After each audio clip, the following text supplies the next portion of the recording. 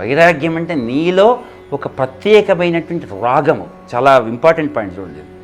Attachment దేంతో? సత్యంతో attachment ఏర్పడడం. నువ్వు ఏం చేస్తున్నావు దాన్ని రొనౌన్స్ చేయడం కాదు. అంచేత ఏ కుల వృత్తి కానీ ఏ వృత్తి కానీ దీన్ని రొనౌన్స్ చేయమని ఎవడు చెప్పాల. భక్త తుకారాం తన వ్యవసాయం చేశాడు, రొనౌన్స్ చేయలే. ఘోరకుంభార్ చక్రధారి అని మూవీ వచ్చింది, ఆయన తన కుల వృత్తిని చేశాడు, రొనౌన్స్ చేయలేదు.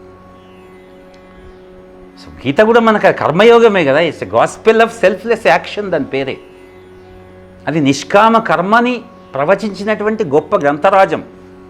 అదొక ఐడియాస్, ఒక ఆర్ట్ ఆఫ్ లివింగ్, జీవించేటువంటి కళను నేర్పేటువంటి ఒక గొప్ప గ్రంథరాజం అది.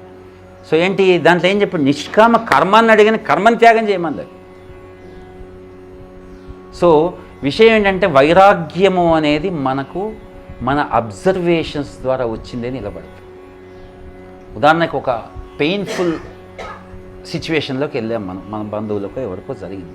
అది డిజీజ్ అనుకోండి, డెత్ అనుకోండి, ఇంకేదైనా ఇంకా రకరకాల పెయిన్ అనేది డిజీజ్ డెత్తే కాదు కదా, రకరకాల సిచ్యువేషన్ వెళ్ళినప్పుడు మనలో ఒక ఎనాలిసిస్ అనేది జరగాలి. నేను కూడా ఈ జీవితంలో అంతర్భాగమే, నాకు ఇంకో రూపంలో a trouble in some other form, మరో రూపంలో నన్ను అటాక్ చేయొచ్చు. అప్పుడు నేను ఎలా రెస్పాండ్ అవ్వాలి అనే అనుశీలన, అనే విశ్లేషణ మనలో జరుగుతుంది అంటే నువ్వు సత్యంతో సదసద్వివేకాన్ని కలిగి ఉన్నావని అర్థం.